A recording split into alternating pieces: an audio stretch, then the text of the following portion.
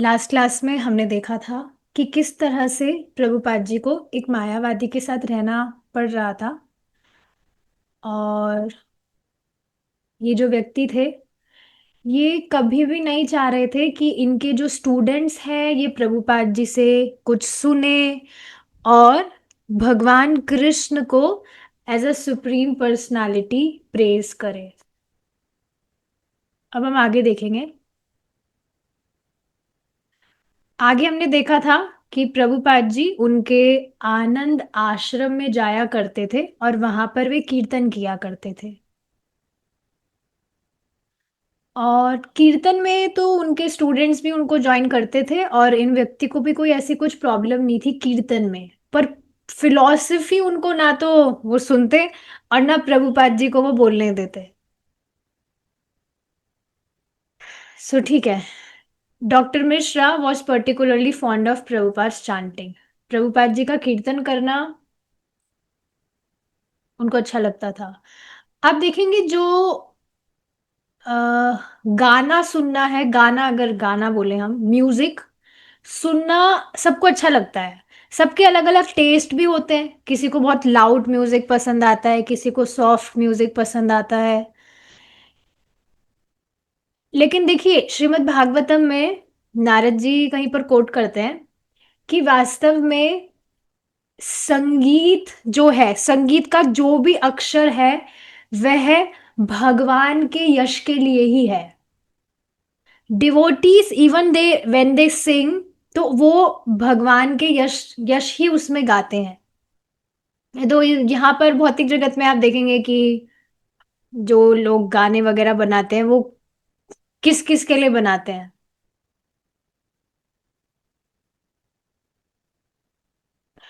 So yes, कोई व्यक्ति, in short अगर बात क्या है, अगर किसी व्यक्ति को भगवान का कीर्तन एज मतलब वो उसको ऐसे भी पसंद आ रहा है तो वह भी अच्छा ही है उसके लिए। पर मायावादियों का केस अलग है। मायावादी लोग अगर कीर्तन वगैरह भी गा रहे हैं तो उनके मुख से नहीं सुनना चाहिए, क्योंकि they are actually offenders of lord. ठीक है, अब इसी को हम आगे देखेंगे। Rammurti Mishra. I have never ever I have never seen और met any devotee who sang so much, and his kirtana was just ambrosial. Ambrosial का मतलब होता है अमृत। If you pay attention and become relaxed, that voice has very electrical vibrations on your heart. You cannot avoid it. 99% of the students, whether they like it or not, got up and danced and chanted.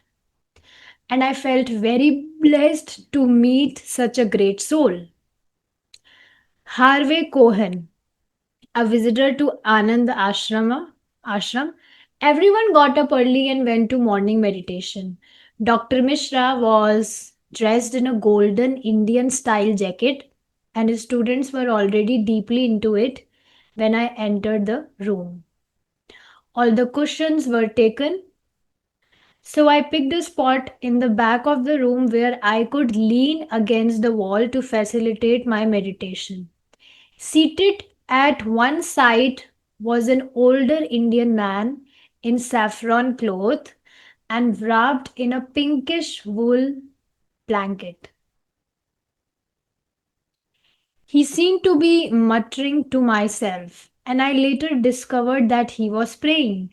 It was Swami Bhaktivedanta. His forehead was painted with a white V shaped sign, Vaishnava तिलक की बात कर रहे हैं, and his eyes were half shut. He seemed very serene.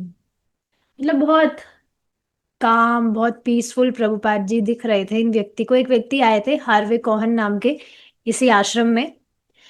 तो इस तरह से बता रहे हैं कि हर सुबह वहां पर सभी लोग जल्दी उठकर अपना मेडिटेशन करने लगते थे, अपनी साधना। अब वो जो भी करते थे, ब्रह्म ज्योति पर ध्यान लगाते थे या क्या करते थे, वॉट एवर। तो डॉक्टर मिश्रा के विषय में बता रहे हैं कि वो एक गोल्डन इंडियन जैकेट पहने हुए रहते और उनके सारे स्टूडेंट्स ऑलरेडी वहां कमरे में थे। और सारी मतलब जगह वहां पर भर गई थी। तो ये जो व्यक्ति थे ये कमरे के पीछे एक जगह पर बैठ गए, दीवार के सहारे। और वहां पर उन्होंने एक व्यक्ति को देखा जो सैफरॉन में थे, और उन्होंने पिंक कलर का एक वुल का ब्लैंकेट अपने आप मतलब ओढ़ा हुआ था। और okay, he seem to be muttering to himself, मतलब खुद वो कुछ अपना जब करते हैं तो बोलते हैं मुंह से। ये जो दूसरे लोग हैं ये मन में मेडिटेशन करते हैं, मन में ध्यान करते हैं। लेकिन देखिए ये बात समझना चाहिए, परम पूज्य वृंदावन चंद महाराज इसको बताते हैं कि कलयुग में मन का कोई भरोसा नहीं है। काफी बार देखिए आप भी इस बात को सोचते होंगे, अभी तक नहीं सोचे हैं तो अब सोचिए कि हम मन छोड़िए हमारी इंद्रियों को लगाते हैं, तब भी मन हमारा कहाँ चला जाता है। और अगर हम मन में जप करने बैठे तब तो हम सो ही जाएंगे, पक्की बात है हम सो जाएंगे। जैसे अभी प्रभु जी ने नया स्टाइल बताया है चैंटिंग करने का, कि वी शुड सिट स्ट्रेट, और चैंटिंग करते समय हमें आंखें बंद कर लेनी चाहिए। We should disconnect our selves from this world. परम पूज्य सच्चिदानंद स्वामी महाराज भी इस तरह से बताते हैं। और we should take deep breath from our nose, नाक से गहरी सांस लेनी चाहिए। और फिर सांस छोड़ते समय उसमें दो तीन चार जितने भी महामंत्र आप बोल सके बोलना चाहिए। तो इस तरह से आपका प्राणायाम भी हो जाता है, आपको नींद भी नहीं आती है, और आपकी हेल्थ भी अच्छी रहती है। लेकिन मेरे साथ आज तो नहीं हुई थी, लेकिन हाँ अभी 2 दिन से इस तरह से हो रहा था। मैं आंखें बंद करके जब कर रही थी, उसमें प्रभु जी ने ये भी रखा, बोला था कि पूरा एक जो पूरा राउंड है, एक महामंत्र का पूरा राउंड, 108 माला, 108 बीट्स, तो उसमें ट्राई करना है कि आंखें ही ना खोले। तो अब मैं जब इस तरह से कर रही थी तो मुझे सच में नींद आ जा रही थी। तो मैंने प्रभु जी को बोल दिया मुझे नींद आ रही है, मैं इस तरह से नहीं कर पाऊंगी। सो यस, इस तरह से आप देखेंगे क्या बात चल रही थी कि अगर हम मन में करेंगे, सोचिए बोल रहे हैं, बोलते बोलते हम सो जा रहे हैं, एटलीस्ट मैं, या बोलते बोलते हमारा मन कहाँ चला जाता है। और अगर हम मन में इस तरह से मेडिटेशन करें या जप करें तो फिर हो गया हमारा जप, पक्का नींद आ जाएगी। जप तो पक्का नहीं होगा, मन में महामंत्र की जगह पता नहीं क्या क्या बातें चलेगी, तो वो पूरा टाइम हमारा खराब ही होगा। लेकिन इस वजह से हम जब हमारे सेंसेस को भगवान की सेवा में लगाते हैं, जैसे मन नहीं भी लग रहा हो तब भी वह काम करता है। तभी तो इस तरह से कहते हैं, काफी लोगों को ये बात समझ ही नहीं आती कि हमारा मन तो कहीं और है लेकिन फिर भी हम हरे कृष्णा कर रहे हैं, तो कैसे काम करेगा। क्योंकि वो ये बात नहीं समझ रहे हैं कि जो महामंत्र हम बोल रहे हैं उसमें है क्या, भगवान का नाम, and we are immediately associating with him. हम हमारी इंद्रियों को इस तरह से भगवान की सेवा में लगा रहे हैं जब हम मुंह से, हमारी जिह्वा से भगवान का नाम बोल रहे हैं, और इस वजह से ये काम करता है।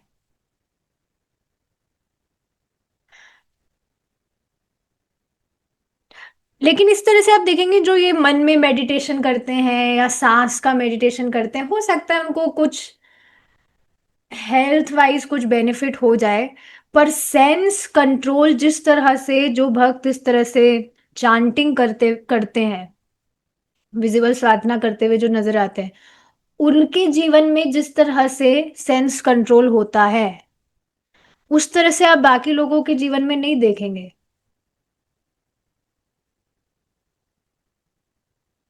So it makes a lot of difference. तो हाँ इस तरह से उन्होंने देखा एक व्यक्ति इस तरह से, ही वॉज चांटिंग, और बाद में मुझे पता लगा कि he was praying, and it was Swami Bhakti Vedanta Prabhupada ji की बात कर रहे हैं। उनका जो फोरहेड था वो वी शेप साइंस, मतलब वैष्णव तिलक की बात कर रहे हैं, और उनकी आंखें आधी बंद थी, and he seemed very serious. Harvey tried but he could not do the Raj yoga. He was new to Anand ashram and had only come up for a weekend retreat.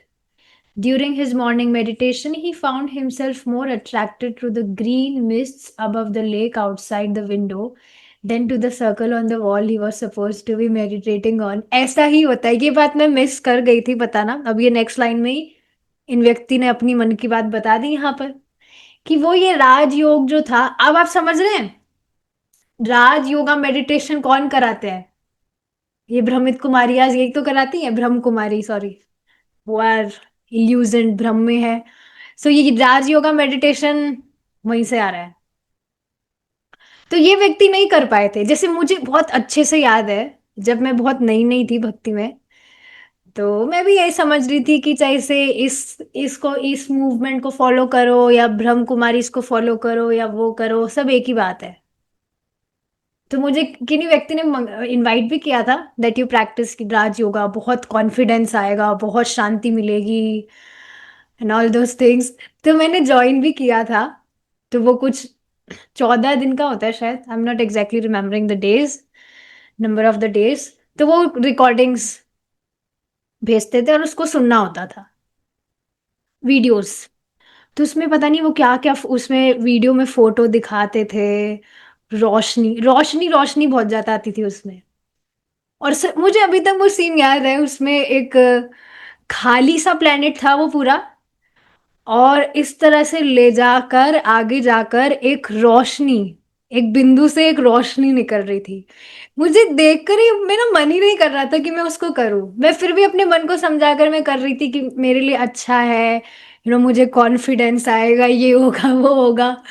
तो मैं ठीक है उसको फिर भी कर रही थी मैं, ऊपर मैं उसको नहीं कर पाई थी, मैंने उसको आधा छोड़ भी दिया था।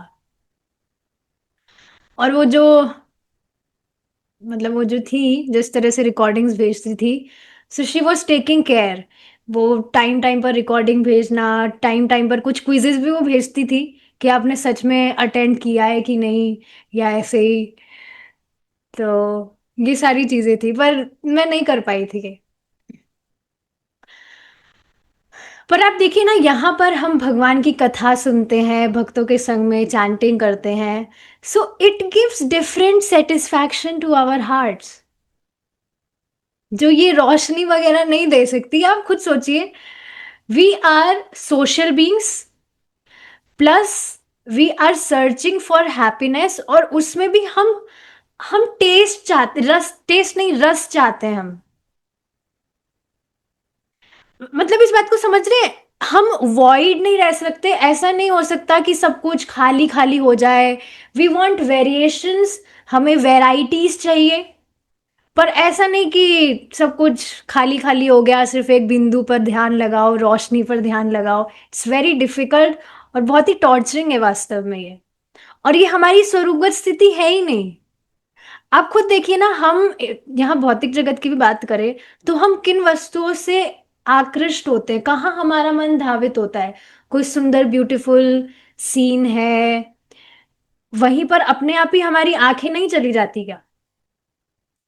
कोई व्यक्ति बहुत सुंदर लग रहा है तो उससे भी कोई अट्रैक्ट हो जाता है।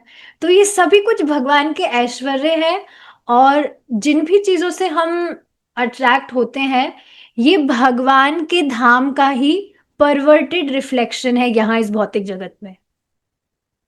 लेकिन इन लोगों की धारणा क्या होती है कि आध्यात्मिक जगत मीन्स भौतिक जगत का उल्टा, लेकिन ये गलत वे में उल्टा समझ रहे हैं कि हम यहाँ वैरायटीज देख रहे हैं बहुत सारी, तो आध्यात्मिक जगत यहाँ का उल्टा हुआ तो मतलब वहां कुछ नहीं है, वहां सब कुछ खाली है, ना वहां पर कुछ रूप है। जैसे हम यहाँ पर फॉर्म देखते हैं, वस्तुओं का फॉर्म है, हमारी बॉडी का फॉर्म है, लेकिन नहीं, स्पिरिचुअल मतलब आध्यात्मिक जगत जो है वह फॉर्मलेस है, वहां कुछ फॉर्म नहीं है, पूरा खाली।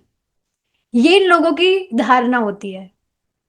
और आप खुद सोचिए ये सारी चीजें कितनी ज्यादा टॉर्चरिंग है। आप खुद सोचिए ना, आप खुद अपने ही कमरे में, आपका कमरा खाली हो, उसमें कुछ जगह ना हो, सॉरी कुछ भी चीजें उसमें ना हो, कोई भी वस्तु ना हो, और आपका कमरा पूरा वाइट कलर का हो, कुछ उसमें दूसरा कलर आपको देखने को ना मिले, कितना ज्यादा इरिटेट हो जाएंगे आप।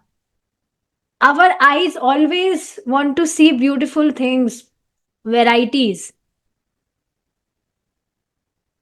तो ये बहुत ही अजीब सी चीजें हैं, पता नहीं लोग कैसे, लोगों का इंक्लिनेशन होता है इन सारे, ये जो भी इनकी फिलोसफीज है उसकी तरफ। जॉयफुल तो कुछ है ही नहीं ना इसमें। बट पता नहीं कैसे क्या लोग हैं।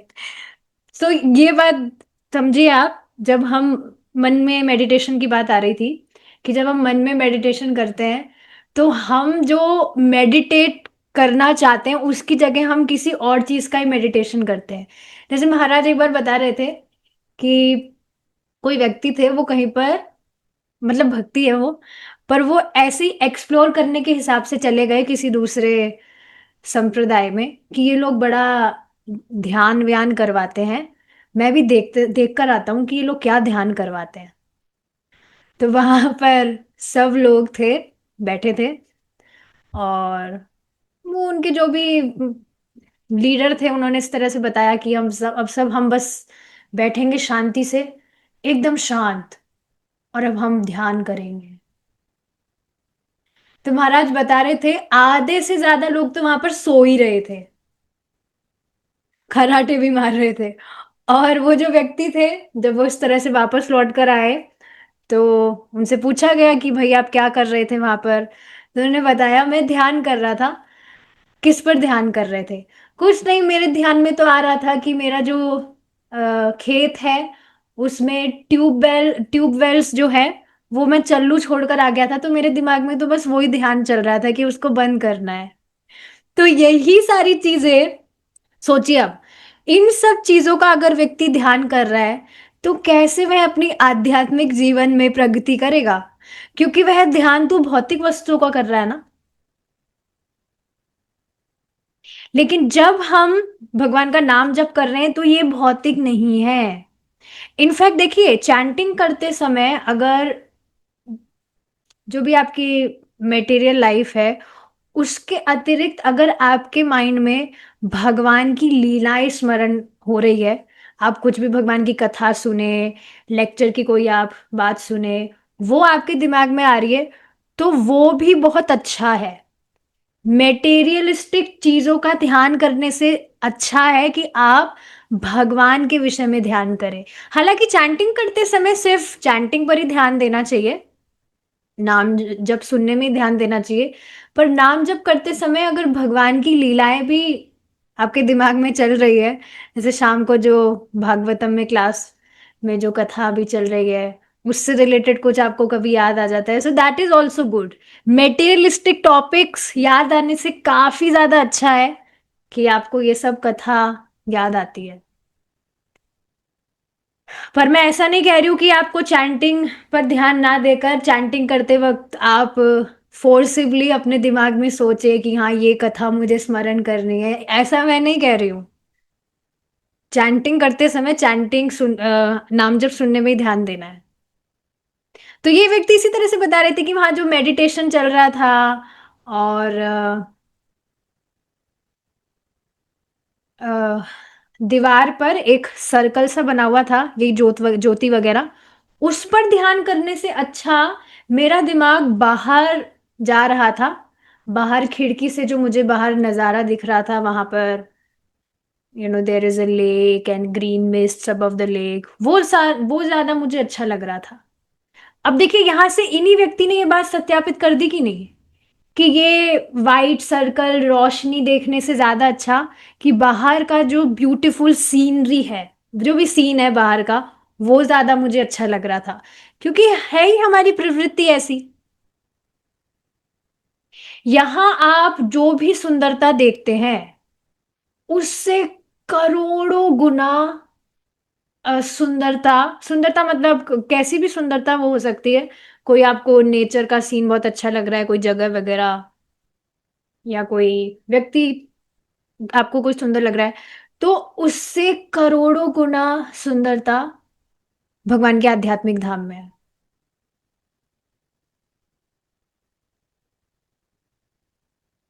तो इस बात को आप समझ रहे हैं, इस तरह से कहा जाता है ना कि जो भक्त होते हैं, ग्रेट डिवोटीज, वो एक्सटेसी में चले जाते हैं, इस तरह से भगवान की लीलाओं का स्मरण करते हैं, भगवान का नाम जप कर रहे हैं। इसको इस तरह से समझिए आप कि कोई भी व्यक्ति यहाँ इस भौतिक जगत में भी आप देखेंगे, कोई व्यक्ति सुंदर है। अब कितना सुंदर है वो आपको पता है, भौतिक शरीर है, कुछ भी इसमें सुंदर है नहीं। सब सब क्या भरा है अंदर, आपको सब कुछ पता है।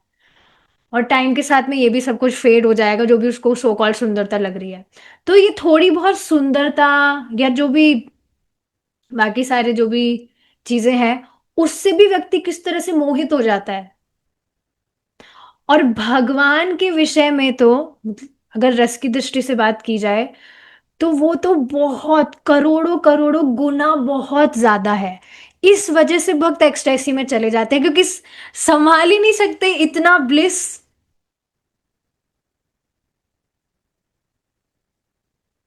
जैसे आपके साथ कभी ऐसा हुआ होगा कि कोई हंसी मजाक की बात हुई हो, और वो इतनी ज्यादा फनी बात हुई हो कि आप बस हंसते जा रहे हैं, अपने आप को आप संभाल ही नहीं पा रहे हैं। ये थोड़ा मैं मटेरियल एग्जाम्पल दे रही हूँ ताकि समझ में आए कि बस हंसते जा रहे हैं, पेट में भी दर्द हो गया, बस संभल ही नहीं रहा है। आप बोल रहे हैं अरे चुप हो जाओ, बस मत बोलो, इतना ज्यादा मत बोलो, मेरे क्या आ जाएगा, दांत बाहर आ जाएंगे या जो भी आ जाएगा। संभल ही नहीं पाते हैं। तो बस इस एग्जाम्पल से आप समझ लीजिए कि भगवान से रिलेटेड जो भी सेवा भक्त करता है, जब उसकी इंद्रिय पूरी तरह से शुद्ध हो जाती है, चित्त उसका पूरी तरह से शुद्ध हो जाता है, तो भगवान की सेवा करके जो सुख उसको प्राप्त होता है, वो बहुत मतलब असीमित सुख उसको प्राप्त होता है। इस वजह से वो एक्सटेसी में चला जाता है। तो ये सारी बातें हैं। ठीक है, मुझे 1 मिनट दीजिए, मुझे चार्जर लगाना है लैपटॉप में।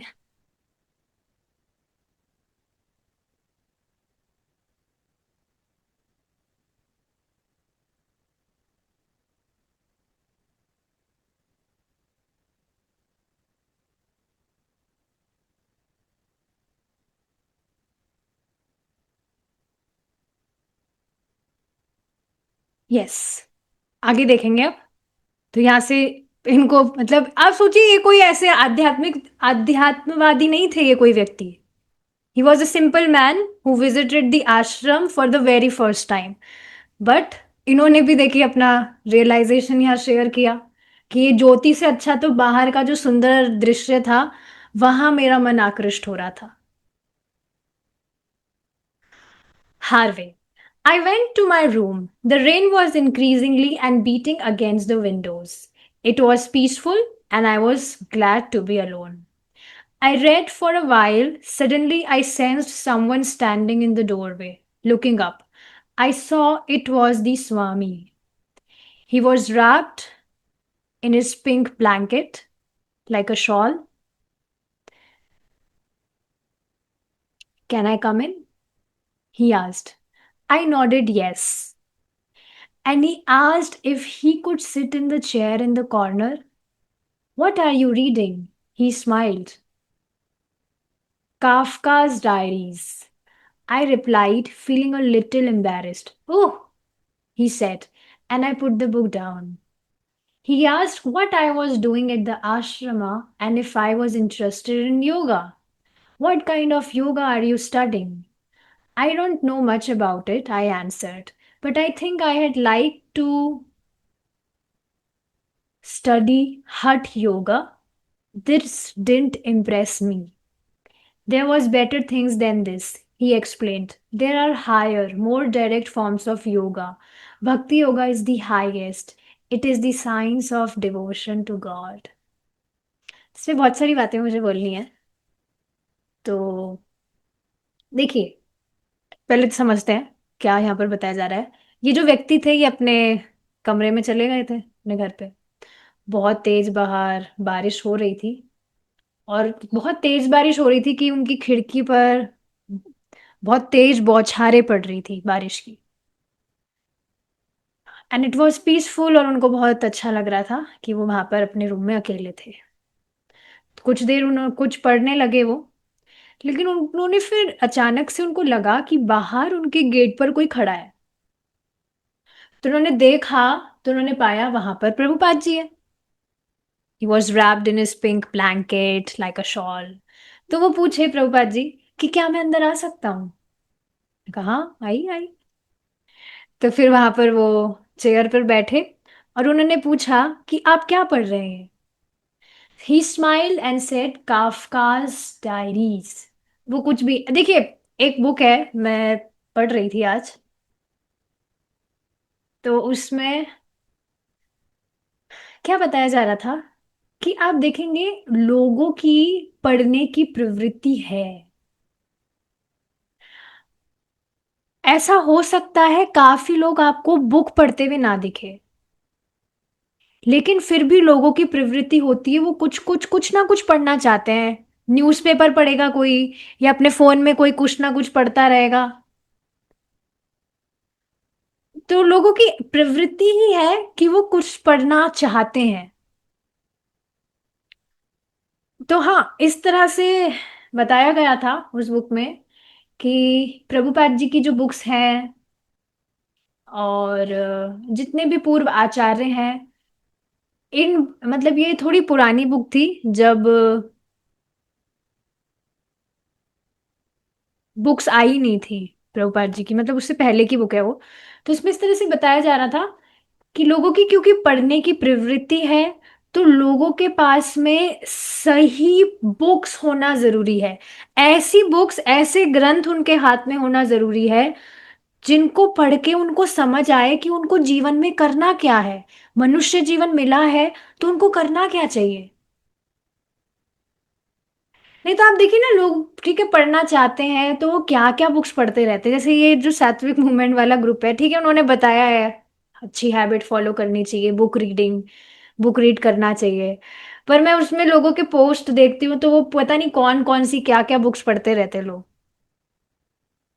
आध्यात्मिकता से रिलेटेड भी कुछ अगर बुक पढ़ेंगे तो वो पता नहीं क्या भयानक बुक्स होती है, उनका नाम पढ़ के भी मैं डर जाती हूँ। और कुछ लोग जो होते हैं उन मतलब कुछ लोग होते हैं जो प्रभुपाद जी से रिलेटेड भी कुछ शेयर करते हैं, तो मुझे बहुत खुशी होती है। तो ये बात आप समझे, पढ़ने की प्रवृत्ति है, पर अब उसको सही जगह डायरेक्ट कर दिया जाए तो बस फिर उसकी गाड़ी एकदम सही पटरी पर आ जाएगी। तो इस तरह से ये व्यक्ति कोई डायरी पढ़ रहे थे, तो प्रभुपाद जी सोचने लगे कि क्या है ये काफकाज डायरी। तो उन्होंने अपनी किताब को साइड में रखा। उन्होंने कहा मुझे इसके विषय में, अच्छा हाँ, उन्होंने कहा कि ठीक है। बाद में प्रभुपाद जी ने उनसे पूछा कि आश्रम में आप क्या कर रहे थे, क्या आप योगा सीखने में आपकी रुचि है? किस तरह का योगा पढ़ रहे हैं आप? What kind of study, what type of yoga are you studying? तो उन्होंने कहा कि मुझे इसके विषय में ज्यादा तो नहीं पता है, पर मैं हठ योग प्रैक्टिस करना चाहता हूँ। देखिए इस बात को भी समझिए, कुछ लोग कुछ नई चीज ढूंढ रहे होते हैं, बट उसमें भी थोड़ा कंफ्यूजन उनको होता है। इसको जैसे इस एग्जांपल से समझिए, कॉलेज खत्म होने के बाद में या स्कूल खत्म होने के बाद में आप लाइफ में कुछ करना तो चाहते थे, टू बिल्ड करियर, बहुत अच्छा फ्यूचर बनाना, ये करना वो करना, बट यू आर कंफ्यूज्ड कि इतनी सारी फील्ड्स हैं, किस में क्या जाना चाहिए, क्या सब्जेक्ट लेना चाहिए। मैं ये थोड़ा लौकिक एग्जांपल इसलिए दे रही हूँ ताकि ये बात समझ में आए। तो इसी तरह से he was interested in, he was incline towards all these yoga and all those things. पर उनको खुद कह रहे हैं मुझे ज्यादा कुछ नहीं पता है, पर मैं हठ योग प्रैक्टिस करना चाहता हूँ। अब हठ योग भी इनको पता है कि नहीं, इसके बारे में भी कुछ जानकारी नहीं है। तो ये इसी तरह से उन्होंने बताया कि इसमें मुझे ज्यादा कुछ इंटरेस्टिंग लगा नहीं। फिर प्रभुपाद जी ने उनको एक्सप्लेन किया that there are higher more direct forms of yoga. Bhakti yoga is the highest, it is the science of devotion to God. अब देखिए, भक्ति योग के विषय में जब बताया जाता है कि ये हाईएस्ट है, तो ये बात भी लोगों के दिमाग में समझ नहीं आती है। हाईएस्ट का मतलब ही समझते नहीं है।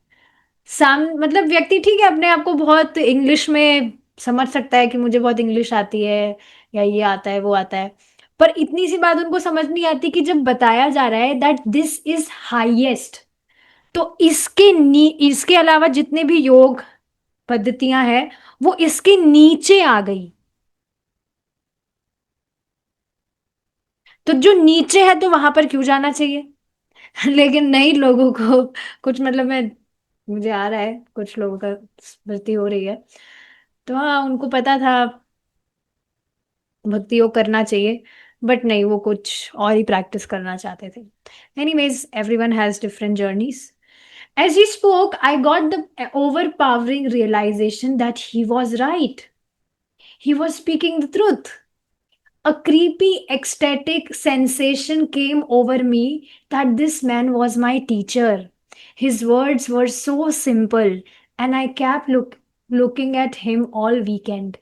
He would sit so calm and dignified with warmth, and he asked me to visit him when we got back to the city. देखिए, बहुत ही सुंदर बात है ये, जिससे आप रिलेट कर सकते हैं। आप जब मतलब कर ही सकते हैं, आप जब क्लासेस सुने थे, जब भी आपने सुनना स्टार्ट किया, तो क्या एक मतलब एक स्ट्रॉन्ग इमोशन क्या आया था आपके मन में कि हाँ ये बात जो बताई जा रही है एकदम सही है? हो सकता है उससे आप उसको आप फॉलो ना कर पा रहे हो या पूरी तरह से समझ में भी ना आ रही हो, पर इस पर आपको विश्वास था कि हाँ ये जो बात बता रहे हैं वो सही है। जैसे मुझे, मैं कभी इस बात को नहीं भूल सकती, मैंने जब पहली बार प्रभु जी का लेक्चर सुना था, उसमें प्रभु जी ने बताया था कि जानवर और पशुओं और मनुष्य में क्या भेद है। तो इतना ज्यादा मेरे दिमाग में वो स्ट्राइक किया था कि सच में ये चार चीजें तो पशु भी कर रहे हैं और हम भी इन्हीं में लगे हैं, तो डिफरेंस हुआ क्या फिर हम में?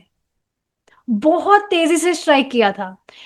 बहुत अच्छे से उसमें प्रभु जी ने पीडीएफ से समझाया था, एग्जाम्पल देकर, कि हाँ जो मनुष्य है वो हो सकता है डाइनिंग टेबल पे बैठ के खा रहा हो, और वो जो कुत्ता है वो बाहर बैठ के खा रहा हो, पर खाना खाने के बाद तो संतुष्टि सेम मिल रही है कि नहीं?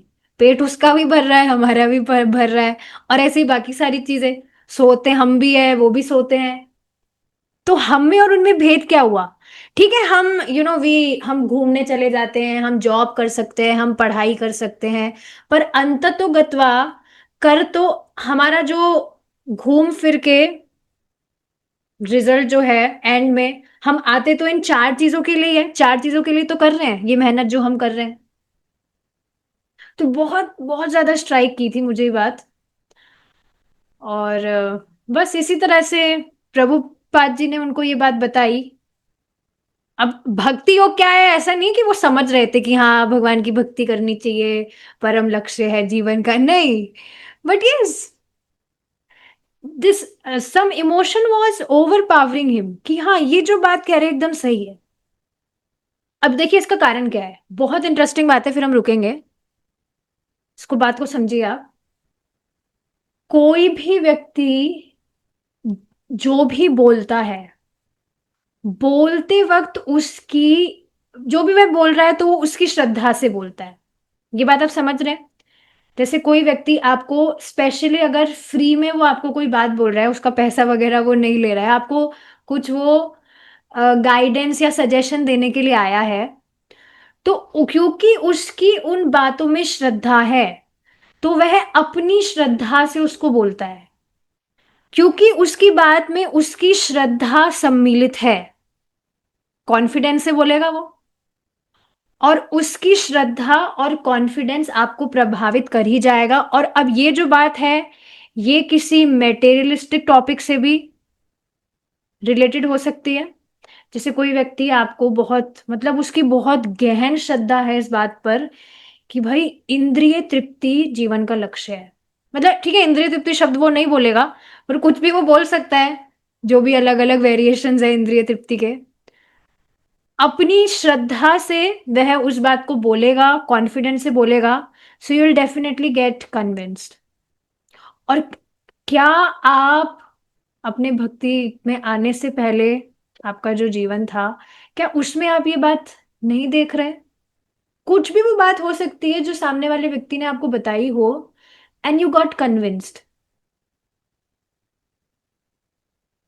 क्योंकि वो व्यक्ति उस श्रद्धा से आपको बात बोला है। कुछ भी वो बात हो सकती है, और ऐसा भी हो सकता है कि आपको पता हो कि ये सामान्यता समाज में तो बात सही नहीं मानी जाती है, ये तो अच्छे आचरण वाली तो बात नहीं है। ऐसा भी हो सकता है, लेकिन फिर भी क्योंकि सामने वाला जिस श्रद्धा से, जिस कॉन्फिडेंस से आपको बोला, यू गॉट कन्विंस्ड। इस तरह से शब्दों का प्रभाव पड़ता है, और इस वजह से कहा जाता है कि हमें असत वार्ता से और असत संग से, या जो भी हम फालतू का कचरा है ये सब सुनने से हमें बचना चाहिए, क्योंकि ये हमारी चेतना को प्रभावित करती है। और स्वयं महाप्रभु कह रहे हैं इस बात को, हु इज कृष्णा हिमसेल्फ। भगवान कृष्ण से ज्यादा तो कौन जानते हैं, बता दीजिए मुझे।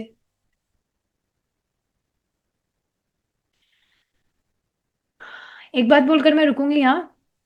प्रभु जी बता रहे थे कि अभी तक आप जो भी भक्त हैं, भक्ति में इसी वजह से बने हुए हैं क्योंकि आपने असत संग, ठीक है पूरी तरह से पता नहीं त्यागा या नहीं, पर असत संग आप नहीं कर रहे हैं। जैसे इस समय आप देख लीजिए, if you are in the class, तो अभी तो आप कुछ बाहर असत संग तो नहीं कर रहे हैं आप, बैड एसोसिएशन। तो समझना चाहिए, असत वार्ता असत संग हमारी भक्ति को डाउन करता है। इसके विपरीत अगर हम हमारी वार्ता को भगवान के यश में लगाते हैं, भगवान की बात बोलने में लगाते हैं, भगवान के भक्तों का संगम करते हैं, तो हमारी भक्ति और तेजी से बढ़ती है। आप देखेंगे आपका हार्ट इस तरह से एक्सपैंड करेगा कि आपको भक्ति करनी है। तो ये बहुत ही टेक अवे पॉइंट है आज के डिस्कशन से, कि सामने वाला व्यक्ति अपनी श्रद्धा से बातें बोलता है, अब जो भी वो बोलता है, तो हमें ट्राई करना चाहिए कि हमें ऐसे भक्तों के मुख से सुनना चाहिए ज्यादा से ज्यादा, जो भगवान की सेवा में लगे हैं और भगवान के जो भी शास्त्र वगैरह है उसमें उनकी श्रद्धा है।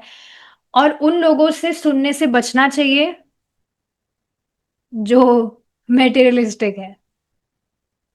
ठीक है, अब इसी से हम यहाँ पर रुकेंगे। Thank you so much for joining. Ecstasy का क्या अर्थ है? अच्छा, एक्सटेसी का मतलब है परम आनंद, अष्ट सात्विक विकार आ जाना, जिसमें व्यक्ति को बस होश ही नहीं है, वो अपने आप को संभाल ही नहीं पा रहा है। सो दैट इज एक्सटेसी, परम आनंद। ठीक है, thank you so much for joining. Hare Krishna. Srila Prabhupada की जय।